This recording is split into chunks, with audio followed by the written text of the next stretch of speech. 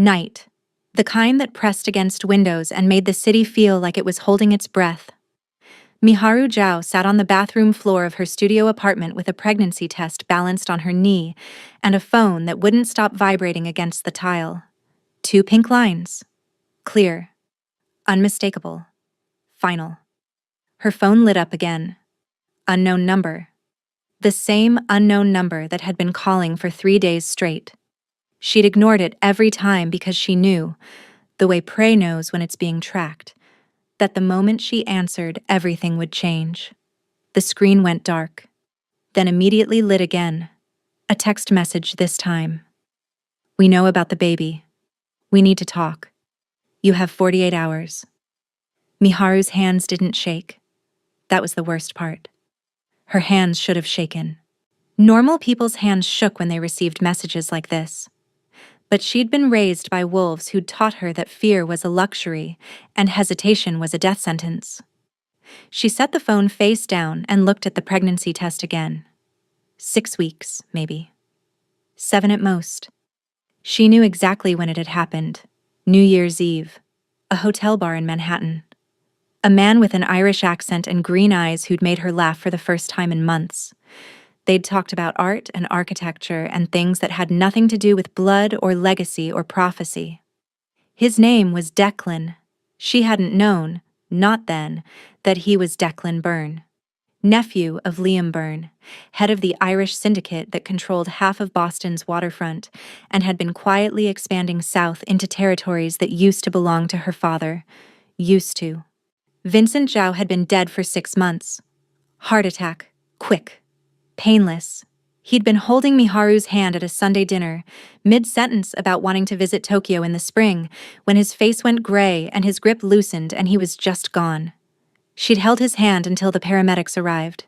She'd held it during the funeral. She'd held it in her dreams for weeks afterward, trying to finish the sentence he'd never gotten to complete.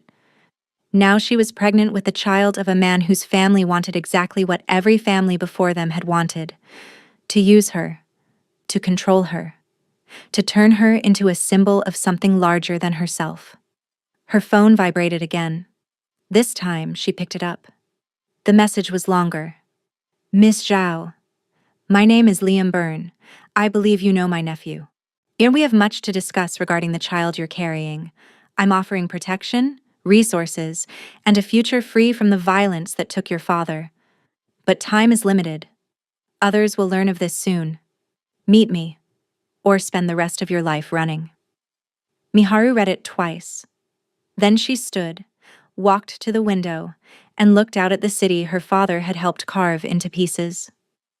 She thought about calling Takeshi, but Takeshi Yamada was 74 years old now, living in a modest house in the suburbs with round-the-clock care for the stroke that had left his right side weak and his speech slightly slurred. He'd given up his empire 5 years ago, handed it to Tanaka with the kind of finality that came from a man who'd realized he'd spent his whole life building the wrong thing. He still visited her, monthly. And they'd have tea, and he'd ask about her life, and she'd lie and say everything was fine. She could see him if she closed her eyes, sitting in his garden, hands folded in his lap, watching birds he couldn't name but seemed to find peaceful anyway. He'd spent 20 years helping raise her, teaching her, protecting her. But he couldn't protect her from this. No one could. Miharu lowered herself to the floor like her bones had finally agreed to stop pretending. The tile was cold enough to make her flinch, but she didn't move away from it. She pressed one hand against her stomach, not protectively, more like she was checking if the universe had really put something there. She tried to breathe slowly. She tried to be the person everyone believed she was. But the silence in the room didn't care about prophecy. It only cared about truth. Her voice came out smaller than she expected. I didn't ask to be chosen, Miharu whispered. I just wanted to be safe. The phone buzzed again. She didn't look at it. Instead, she thought about her great-grandmother, a woman she'd never met but whose shadow had shaped her entire life. Somewhere in Kenya, 75 years ago, an old woman had seen a vision and set everything in motion. And now, Miharu was here, sitting on a bathroom floor, pregnant, alone, exactly where the prophecy said she'd be. The pattern was repeating, and she was the only one who could break it. Nairobi, 1951. The air smelled like rain and red earth, and something Aisha Ochieng couldn't name, but recognized as the scent of endings. She sat in the doorway of her small house on the edge of the city, watching storm clouds gather over the distant hills. While her daughter, Kamau's mother, only 16, was inside grinding maize, humming a song Aishi had taught her when she was small. Eshi's hands trembled in her lap, not from age, though she was old enough, not from illness, though her body had been failing for months, from knowing. The visions had started when she was a girl. Small things at first, dreams that came true, whispers in the wind that told her which path to take, which man to marry, which child would live and which would die before their first breath. Her mother had called it a gift, as she called it a curse, because the gift didn't show you how to change things. It only showed you what was coming. And you had to watch it unfold exactly as you'd seen it, powerless to stop the machinery of fate once it started turning. Well, she'd seen her husband's death 3 years before the fever took him. She'd seen the British soldiers burning the village to the west. She'd seen her son leave for the city and never return. And now, tonight, she'd seen something worse. A great-granddaughter she would never meet. Born in a city of dragons, across an ocean, 25 years from now. A child caught between worlds, between blood and choice. Between men who would kill for her and men who would die for her, and a world that would never let her be ordinary. As she had seen the child's face, dark eyes, mixed heritage, beautiful in the way that drew attention and danger in equal measure. She'd seen the girl's mother, her own granddaughter not yet born, wrapping the baby in silk and leaving her to die. Not to die, to live. Because sometimes the only way to save something was to let it go. As she closed her eyes and felt the vision pulling her back, she saw 2 men fighting over the child, one with her blood, one with her heart, both believing they had the right to claim her. She saw a woman, an aunt, sharp and certain, who believed the child was a bridge to a better world. She saw wars, alliances, betrayals, and at the center of it all, the child, growing, learning, becoming. But the vision didn't stop there. It never did. As she saw further, she saw the child grown, 25, pregnant, terrified, sitting on a floor in a city thousands of miles away, making the same choice her mother had made. Run, hide, sacrifice, the cycle turning, again and again and again. Unless. As she opened her eyes and looked at her daughter inside the house, so young, so full of hope. "Mama?" The girl appeared in the doorway, wiping her hands on her apron. "Are you well?" As she smiled. "Come here, child." Her daughter sat beside her, folding her legs beneath her the way Esha had taught her. "I need to tell you something," as she said. "Something you must remember, something you must pass down." "What is it?" As she took her daughter's hands. "One day, you will have a daughter, and she will have a daughter. And that daughter will have a daughter of her own." Her daughter frowned. "That's many years from now, Mama." "Yes, but you must listen, because when the time comes, you must tell her this. The gift is not the child. The gift is the choice." "I don't understand." "You will." Eshi's grip tightened. "The women in our line will see things. Visions. Prophecies. And they will believe those visions are commands. That seeing the future means accepting it. Isn't it?" "No." Ishi's voice was fierce. "The future is not written in stone. It's written in choices. And every generation has the power to choose differently." Her daughter looked confused, but she nodded. "Promise me," as she said. "Promise you'll remember." "I promise, Mama." As she released her hands and looked back at the storm clouds, she'd done what she could. The rest was up to them. The women who would come after. The ones who would have to choose between destiny and freedom. Between the pattern and the break. As she closed her eyes and felt the rain begin to fall, she would be dead by morning, but the vision would live on. And 75 years from now, a girl named Miharu would stand at a crossroads and decide whether the cycle continued or finally, mercifully, broke. Miharu called her mother at dawn. Amara Ochieng answered on the first ring, her voice thick with sleep, but immediately alert the way mothers' voices always were when their children called at strange hours. Miharu, what's wrong? I need to see you. Silence. Then, where are you? Home. I'm coming. Amara arrived 40 minutes later with a bag of groceries and the kind of calm that came from years of practice at hiding panic. She was 50 now, still beautiful, still carrying herself with the grace of someone who'd survived too much to be easily shaken. But her eyes went to Miharu's face and stayed there. Tell me, Amara said quietly. Miharu handed her the pregnancy test. Amara looked at it for a long time. Then she set it down on the kitchen counter and pulled out a chair. Sit. Miharu sat. Amara made tea.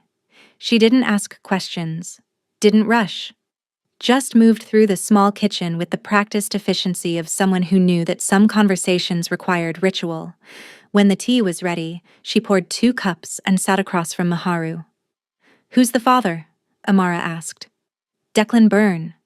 Amara's face didn't change, but something shifted in her eyes. The Irish. Yes. Does he know? No, but his family does. Amara's hands wrapped around her cup.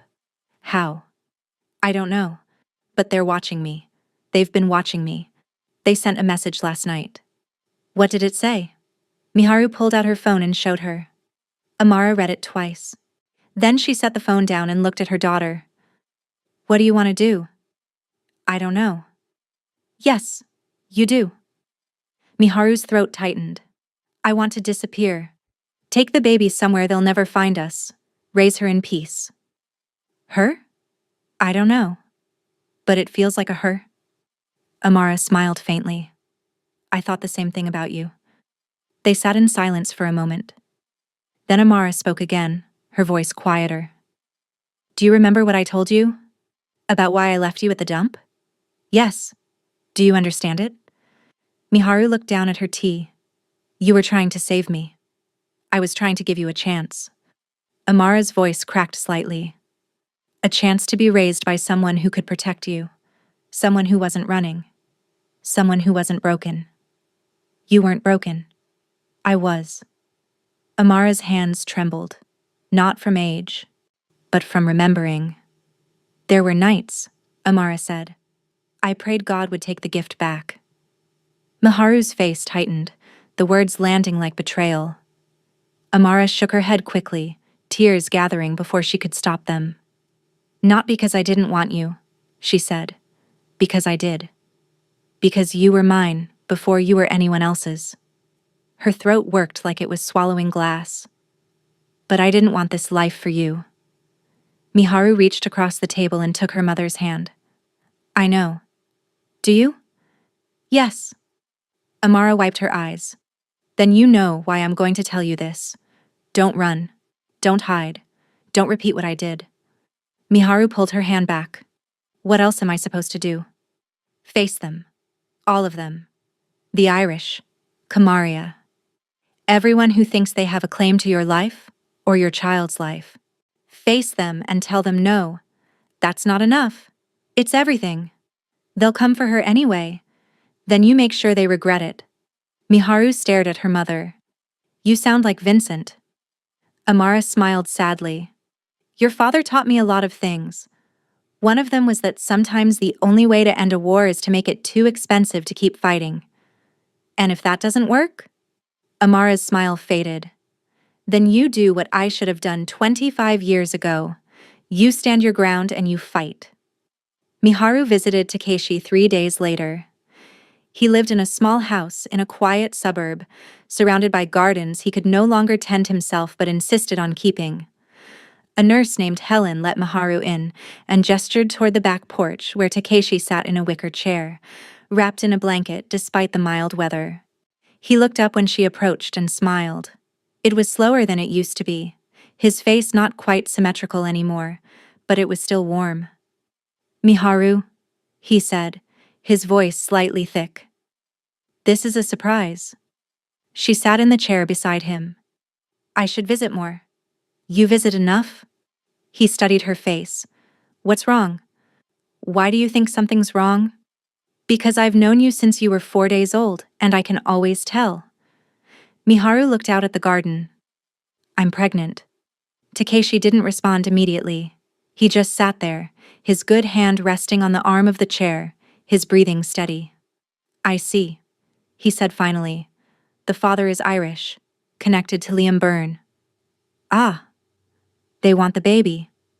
"Of course they do." Miharu turned to look at him. "What should I do?" Takeshi was quiet for a long time.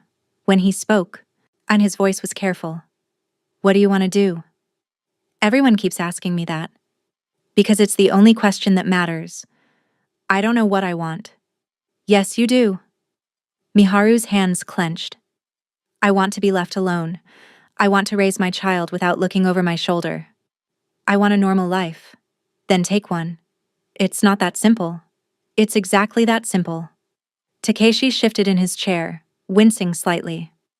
"You think because you were born into this world, you're trapped in it. But you're not. You can walk away anytime you want. And if they come for me, then you remind them who your fathers were." Miharu smiled bitterly. "Vincent's dead. I'm not. You can barely walk. I can still think. I can still plan. And I still have people who owe me favors." His eyes met hers. "If you want to disappear, and I can make it happen. New identity, new city, new life. But Miharu..." "What?" "That's not what you want." She looked away. "You want to stand and fight," Takeshi continued. "You want to end this. Not just for yourself, for your child, for every child who comes after." "I don't know how." "Yes, you do. You've always known. You just haven't been ready to do it. And now?" Takeshi reached out with his good hand and touched her arm. "Now you're a mother. And mothers do things they never thought possible." Miharu met Kamaria Ochieng in a tea room in the West Village. It was neutral ground, chosen carefully, with enough foot traffic to discourage violence but private enough for the conversation they needed to have. Kamaria was 78 now, her hair completely white, her body frail but her eyes still sharp as cut glass. She sat at a corner table with a cup of tea she hadn't touched, and a leather-bound journal open in front of her. Miharu sat across from her.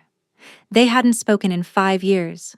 Not since Miharu had told Kamaria to stop sending her letters about destiny and prophecy and the responsibility of her bloodline.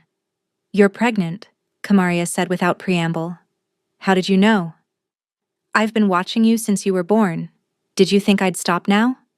"I thought you'd given up." "I don't give up. I wait." Kamaria closed the journal. "And now the time has come." "For what?" "For you to understand what you are." Miharu's jaw tightened. "I'm just a woman who got pregnant. There's no prophecy, no destiny. Just biology and bad timing." Kamaria smiled faintly. "You still don't believe."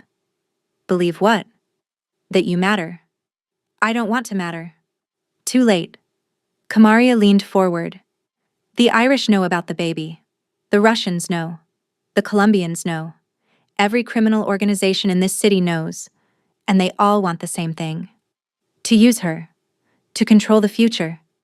Kamaria's voice was soft but certain. "Because they believe, correctly, that whoever controls you controls the next generation of power in this city." "I'm not power." "You're the daughter of Vincent Zhao, and the adopted daughter of Takeshi Yamada. You were raised by two of the most dangerous men this city has ever seen. You have connections, knowledge, leverage. And now you're carrying a child whose bloodline connects 3 major factions." Kamaria's eyes burned. "You are the bridge, Miharu. In whether you want to be or not." "Then I'll burn the bridge." "You can't. It's already built." Miharu stood. "I'm not doing this." "Sit down." "No." Kamaria's voice sharpened. "Sit down, child. We're not finished." Something in her tone made Miharu hesitate. Then slowly, she sat. Kamaria opened the journal again and turned it so Miharu could see. The pages were covered in handwritten notes, dates, names, timelines.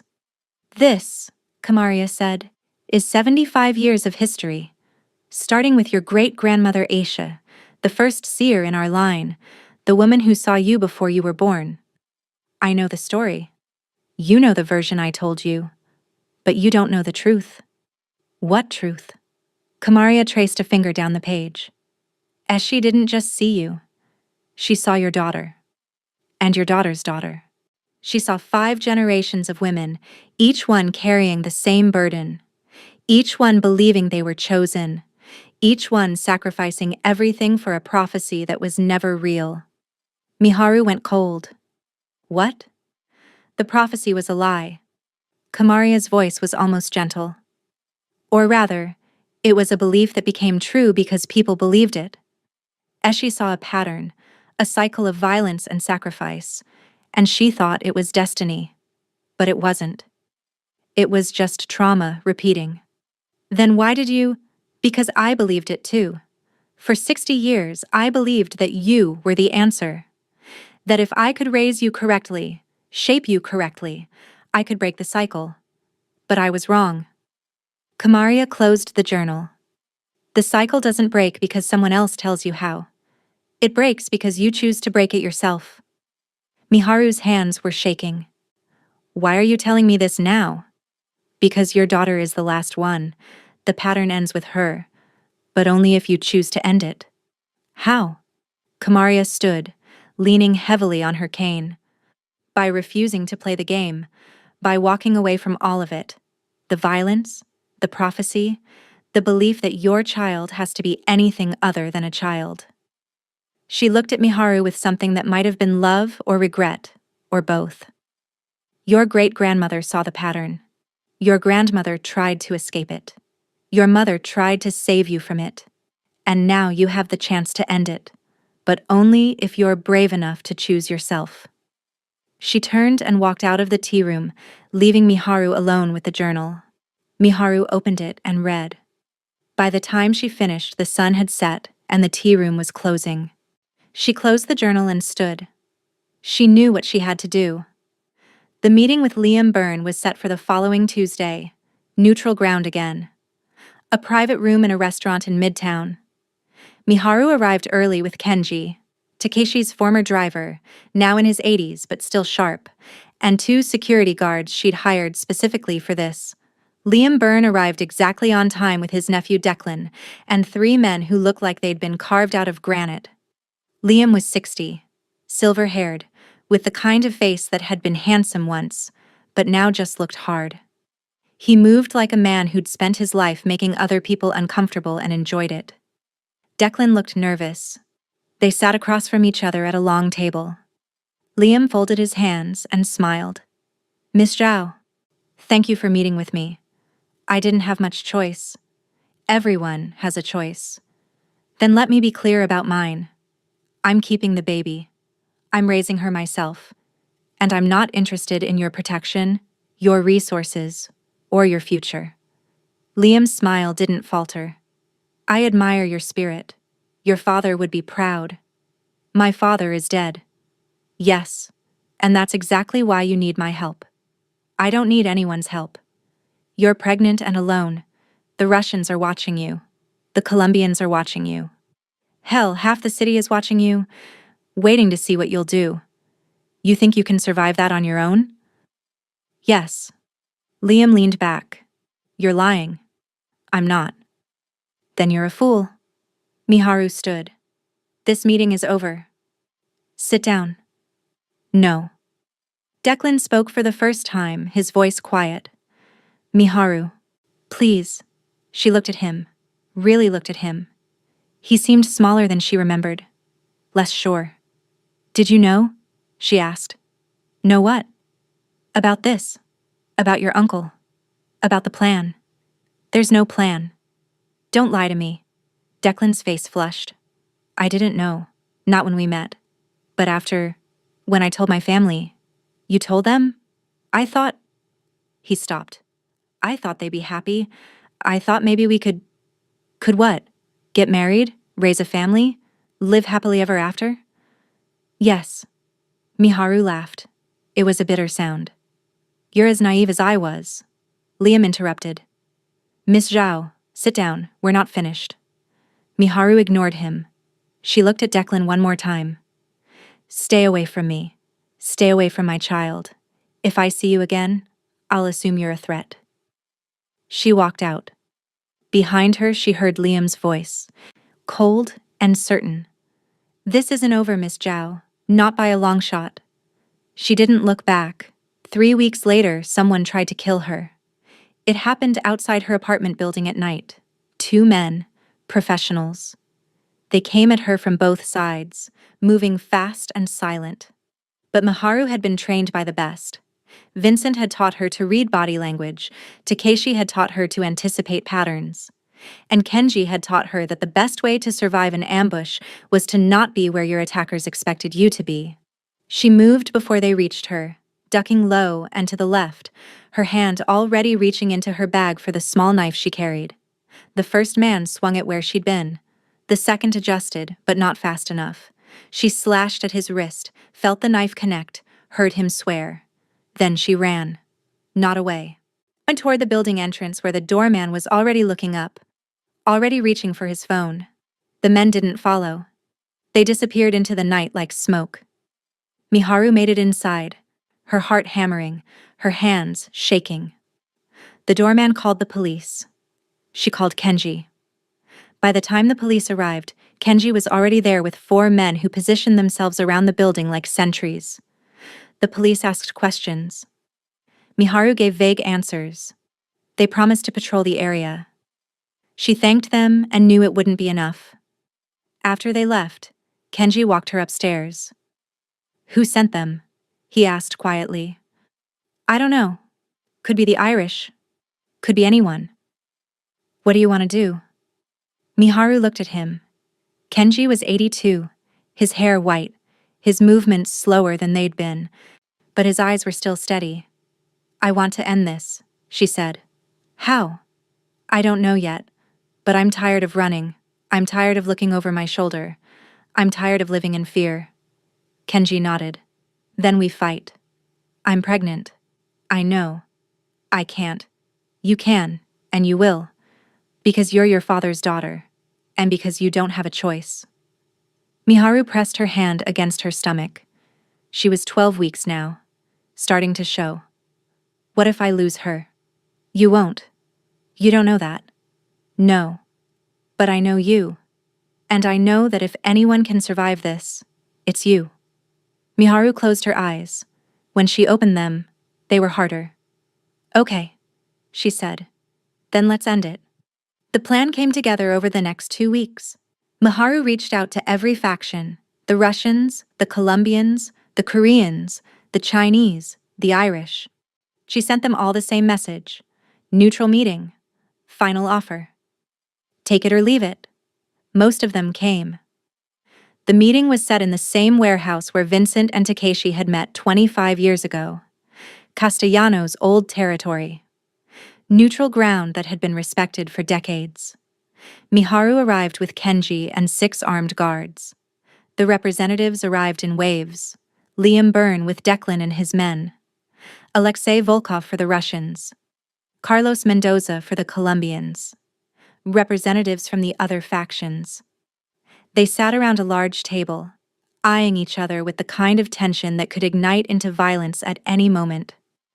Miharu stood at the head of the table. She was 16 weeks pregnant now, visibly so, and she didn't try to hide it. Thank you for coming, she said. No one responded. I know what you all want. Control, leverage, a piece of my child's future. But I'm here to tell you that's not going to happen. Liam leaned back in his chair. Bold words for someone in your position. My position is this. I'm Vincent Zhao's daughter. Takeshi Yamada raised me. I have resources, connections, and knowledge that most of you would kill for, and I'm offering you a deal. What kind of deal? Peace. I stay out of your business. You stay out of mine. I raise my child in private. She grows up away from all of this. And when she's old enough, if she chooses to be involved, that's her choice. Not yours. Not mine. Hers. Alexei Volkov spoke, his accent thick. And if we refuse, then I release everything I know, every secret my father kept, every deal Takeshi brokered, every name, every account, every piece of leverage I inherited. I burn it all down and take you with me. The room went quiet. Carlos Mendoza smiled slowly. You're bluffing. Am I? She pulled out a USB drive and set it on the table. This contains 30 years of records, financial transactions, hidden accounts, deals that would send half of you to prison and get the other half killed. My father kept meticulous records. So did Takeshi. And I have all of them. Liam's face went hard. That's mutually assured destruction. Yes, but I'm the one holding the trigger. So here's the deal. Leave me alone. Leave my child alone. And this stays buried. Come for me, and I release it to the FBI, the DEA, and every major newspaper in the country. You'd go down too. Maybe, but I'm willing to risk it. Are you? The room erupted, shouting, threats, accusations. Miharu waited, and when the noise died down, she spoke again. I'm not my father. I'm not interested in building an empire or making a name for myself. I just want to be left alone. That's all I've ever wanted. And I'm giving you the chance to walk away clean. But if you push me, I will burn everything. And I won't lose sleep over it. Liam stood. You're making a mistake. Maybe. But it's mine to make. He walked out. Declan hesitated, then followed. One by one, the others left. By the end, only Alexei remained. He looked at Miharu with something that might have been respect. Your father would be proud, he said quietly. I doubt it. No, he would. Because you did what he never could. What's that? You chose yourself. He stood and left. Miharu sat alone in the empty warehouse, her hand on her stomach, and allowed herself to breathe. And it wasn't over. It would never be truly over. But it was a start. The pregnancy progressed. Miharu moved to a different apartment, hired more security, cut ties with almost everyone except Amara, Takeshi, and Kenji. She read, she prepared, she thought about names. At 28 weeks, she felt the baby kick for the first time. She was alone in her apartment, reading on the couch, when the small flutter happened. Then again, stronger. She pressed her hand against her stomach and felt it again. A tiny foot, or fist, or elbow. Something alive and insistent and hers. Tears came without warning. She cried for herself, for her mother, for Vincent, for Takeshi, for every person who'd loved her and tried to protect her and failed because the pattern was too strong and the cycle too deep. But most of all, she cried for the small life inside her who would be born into a world that wanted to use her, unless Miharu stopped it. She wiped her eyes and made a decision. She would tell her daughter the truth. All of it. The prophecy, the violence, the sacrifices. And then she would give her daughter the one thing no one had ever given her: permission to walk away. At 36 weeks, Amara moved in with her. She didn't ask. She just showed up with a suitcase and a determined expression. I'm staying until the baby comes, Amara said. You don't have to. I know. They settled into a rhythm. Amara cooked. Miharu rested. They talked about small things and avoided the big ones. Until one night, a week before the due date, when Miharu couldn't sleep and found her mother sitting in the kitchen with a cup of tea. Can I ask you something? Miharu said. Of course. Do you regret it? Leaving me? Amara was quiet for a long time. Then, every day. But you said it was the right choice. It was. But that doesn't mean it didn't break me. Amara looked at her daughter. I spent 25 years wondering if you were alive, if you were safe, if you hated me. I don't hate you. I know. But I hated myself for a long time. She paused. And then Vincent found me. And he brought you to me. And I realized that I'd made the right choice. Because you were alive. You were strong. You were loved. By the men who fought over me. By the men who chose you. Amara's voice was firm. That's the difference. They could have killed each other. They could have used you as a weapon. But they didn't. They raised you. Protected you. Gave you a choice. And now I have to do the same. Yes. Miharu looked down at her hands. What if I'm not strong enough? You are. Because you have something I didn't have. Something Vincent and Takeshi didn't have. What? You know the cost. You've seen what happens when people try to control destiny instead of accepting it. And you're choosing differently. Miharu's throat tightened. I'm scared. Good. That means you're paying attention. Amara reached across the table and took her daughter's hand. Listen to me. When your daughter is born, the world will try to tell her who she is, what she's meant to be, who she belongs to. And your job, your only job, is to make sure she knows she belongs to herself. What if that's not enough? Then you fight. But you don't fight for control. You fight for freedom. Can you fight? So she has the choice I never gave you. The choice to walk away. The baby was born on a Tuesday morning in early spring. Labor started at 3 a.m. Miharu woke to contractions that felt like her body was being split in half. Amara called the doctor. Kenji called Takeshi. By the time they reached the hospital, Miharu was 6 centimeters dilated and in enough pain that she'd stopped caring about dignity. Amara stayed with her, held her hand, breathed with her. Whispered encouragement in Swahili that Miharu didn't understand, but found comforting anyway. Takeshi arrived an hour later, moving slowly with his cane, his face drawn but determined. He stood in the doorway of the delivery room and met Miharu's eyes. I'm here, he said simply. She nodded, unable to speak through the contraction.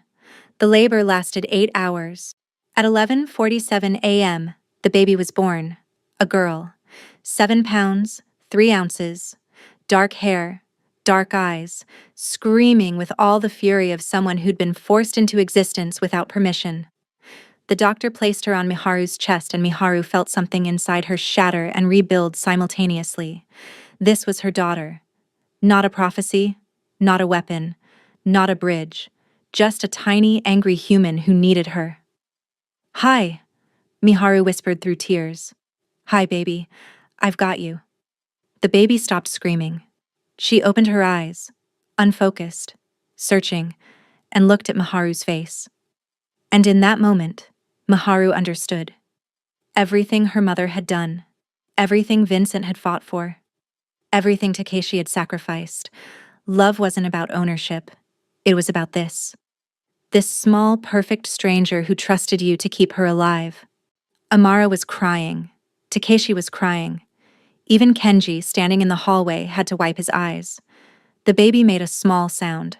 Not quite a cry.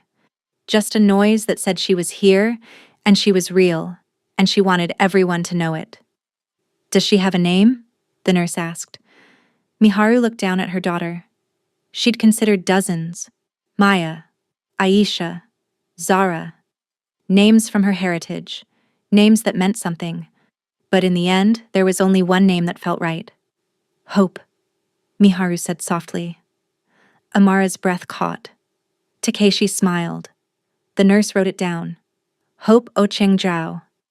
2 weeks later, on a gray afternoon in March, Miharu stood at Vincent's grave with the baby wrapped against her chest in a carrier. The cemetery was quiet. Most of the graves were old. Vincent's was newer, the grass still settling around the edges. She'd come alone, but Takeshi had followed. She'd known he would. He stood a few feet behind her, leaning on his cane, saying nothing. Miharu looked down at the headstone. Vincent Zhao, 1970 to 2025. Beloved father, she'd chosen the words herself. He'd been more than that. Criminal, killer, survivor. But in the end, being her father was what mattered most. I named her Hope. Miharu said quietly. Silence. Then, he would have liked that. Miharu turned. Takeshi was watching her with eyes that had seen too much and still somehow found room for gentleness. Would he? Yes. Because it means you're looking forward. Not back. Miharu looked down at the baby sleeping against her chest. I'm terrified. You should be, but you're also prepared. Am I? More than you know. Takeshi moved closer, each step deliberate. You've done what neither of us could. You've chosen to end it, to walk away from the pattern, to give your daughter what we couldn't give you. Freedom. Yes. Miharu's eyes filled. What if it's not enough? What if they come for her anyway? Then you do what you told Liam Byrne you'd do. You burn it all down. I was bluffing. No, you weren't. Takeshi's voice was certain. You meant every word, and they knew it. That's why they backed off. For now. For now, Takeshi agreed. But you bought time, and time is all any parent can give their child. Time to grow. Time to learn. Time to become strong enough to fight their own battles. Miharu looked at him. Really looked at him. He was old now. Fragile. The stroke had taken so much from him. But his mind was still sharp, and his love was still fierce. Thank you, she said quietly. For what? For being here. For helping raise me. For not giving up on me even when it would have been easier. Takeshi lifted his hand as if the smallest part of him still believed he had the right. His fingers hovered near the baby's cheek. Then he stopped. Not in fear. In understanding. He let his hand fall. And in that quiet surrender it felt like something old finally loosened its grip on the world. She's not mine to hold, Takeshi said softly. She's yours, and that's how it should be. Miharu's throat tightened. You can hold her if you want. No. This moment is yours. I'm just grateful to witness it. They stood together in the cemetery, surrounded by the dead, holding the future. After a long moment, Miharu spoke again. I'm going to tell her everything, when she's old enough. About Vincent. About you. About Amara. About the prophecy. All of it. Good. And then I'm going to tell her she doesn't have to be any of it. She can just be hope. That's all any child should have to be. Miharu looked down at Vincent's grave one last time. I'll make sure she knows you loved her, she said. Both of you. Even though you never met her. I'll make sure she knows that she was wanted, that she was fought for, that she mattered. The baby stirred, made a small sound. Miharu adjusted the carrier and turned to leave. Takeshi fell into step beside her. Where will you go? He asked. I don't know. Somewhere quiet. Somewhere she can grow up without looking over her shoulder. And if they find you? Miharu's smile was small and hard. Then I'll remind them who my fathers were. And I'll make sure they regret it. 20 years later, Hope Zhao stood in front of a mirror in her college apartment studying her reflection. She was 20 years old, studying international relations at Columbia. Dating a pre-med student named Marcus who made her laugh and didn't ask too many questions about her family. She looked like her mother. Same dark eyes, same sharp cheekbones. But she'd inherited something from her father, too. A certain intensity. A way of watching people that made them nervous. Her phone buzzed. A text from her mom. Dinner tonight? I'm in the city. Hope smiled and texted back. Yes? 7 p.m.? The usual place? Perfect. Love you too. Hope set her phone down and looked at herself again. She knew the stories. All of them. Her mom had told her everything when she turned 16. About Vincent, about Takeshi, about the prophecy, about the violence, about the choice. Hope had listened, and then she'd asked one question. Do you think I'm special? Her mom had smiled. I think you're my daughter, and that's the only thing that matters. But the prophecy was a story people told themselves to make sense of chaos. It wasn't real. You're not destined for anything except what you choose. What if I choose violence? Then I'll be disappointed. But I'll still love you. What if I choose to walk away from all of it? Never look back? Then I'll be proud. Hope had thought about that conversation a lot over the years. She'd met Takeshi a few times before he died when she was 12. He'd been kind, quiet. He'd given her a book of Japanese poetry and told her that words were more powerful than weapons. She still had the book. She'd never met Vincent, but she'd seen pictures, stood at his grave, listened to her mom talk about him with a mix of love and regret that made Hope's chest ache. She'd asked once if her mom missed him. Every day, her mom had said, but not because he was perfect, because he tried to be better. For me, for you, and that's all anyone can ask. Now, standing in her apartment, Hope thought about her own future.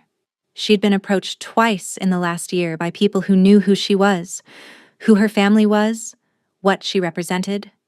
The first time, she'd told them no and walked away. The second time, she'd called her mom and asked what to do. "What do you want to do?" her mom had asked. "I don't know." "Then think about it. And when you know, do that." Hope had thought about it, and she'd decided. She was done with other people's expectations, done with prophecies and legacies and the weight of names she hadn't chosen.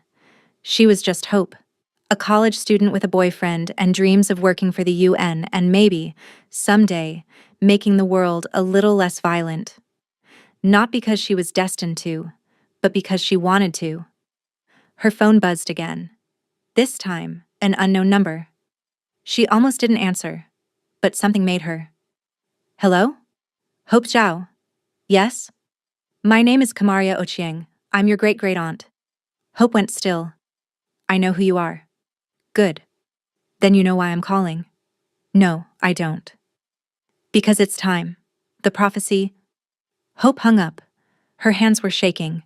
She stared at the phone for a long moment. Then she blocked the number. She wasn't going to be pulled into this.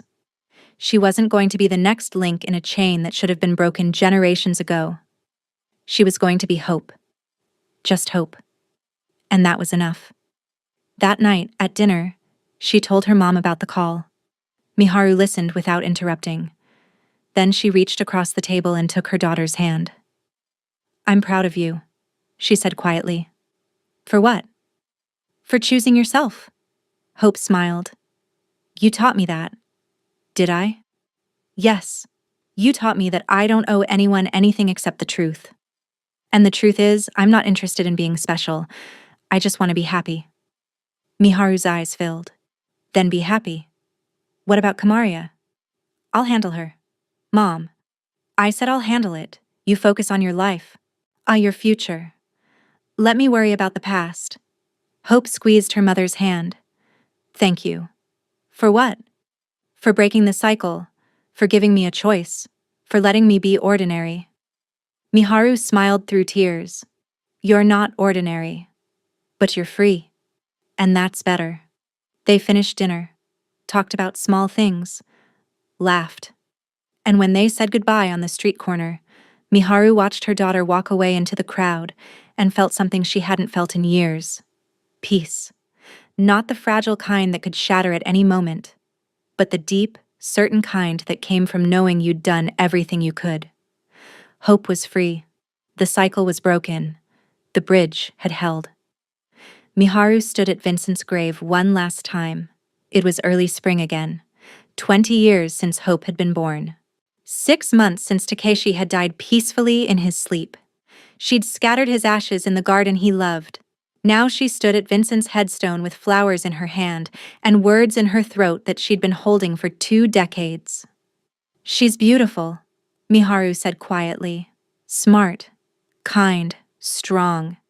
Everything you would have wanted her to be." The wind moved through the trees. "She doesn't want anything to do with our world." She blocked Kamaria's number. "Told me she's done with prophecies and legacies and being special." Miharu smiled. "I think you'd be proud of that. Because she's choosing herself. The way you tried to choose me at the end." She set the flowers down. "I miss you. I miss Takeshi. I miss the version of myself who believed that love and violence could coexist, but I don't regret any of it, because it led to her. And she's worth everything. Miharu pressed her hand against the headstone. Thank you, she whispered, for fighting for me, for dying loving me, for being my father when you didn't have to be. She turned to leave, and found Kenji waiting at the gate. He was ancient now. 102, barely able to walk, but he'd insisted on coming. She's at peace? He asked. Yes. Good. Kenji smiled. Then our work is finished. Is it? Yes. We protected her, raised her, gave her a choice. The rest is up to her. Miharu looked back at the grave. Do you think they're watching? Vincent and Takeshi? I think if there's anything after this, they're together, arguing about who did a better job raising you. Miharu laughed. Takeshi would win. Probably, but Vincent would never admit it. They walked out of the cemetery together. And behind them, the graves were quiet, the dead were at rest, and the living were free.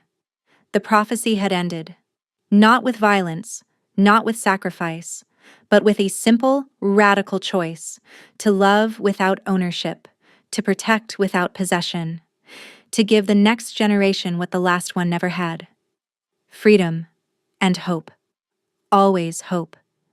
The cycle was broken, the bridge had held, and the gift from God, the real gift, the one that had been there all along, was finally understood.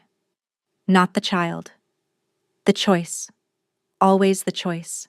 And Miharu Zhao, standing in the spring sunlight with her daughter free and her father's at peace, finally understood what her great-grandmother had seen all those years ago in Nairobi. The pattern didn't have to repeat. The cycle could break, if you were brave enough to choose differently. And if you loved more than you controlled. If you gave more than you took. The future wasn't written. It was chosen. One decision at a time. One generation at a time. Until finally, mercifully, the violence stopped. And all that remained was love. Simple. Imperfect. Human. Love.